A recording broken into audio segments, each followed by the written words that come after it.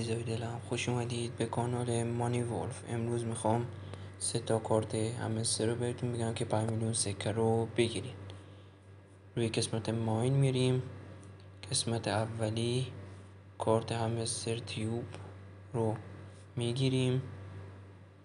بعد کارت دومی داخل قسمت لیگ است و همین کارت رو میخریم. و کارت سومی داخل قسمت آخری. اگه این برای شما اینجا نبود روی نیو کارت بزنید. اینجا روی نیو کارت هست، من چون که ارتقا دادم برای من اومده توی مای کارت. این کارت هم میخرید. کارت فینال یورو که جدیدم اومده، اینو میگیریم و 5 میلیون سکه رو گرفتیم. امیدوارم از دیدن ویدیو لذت برده باشید.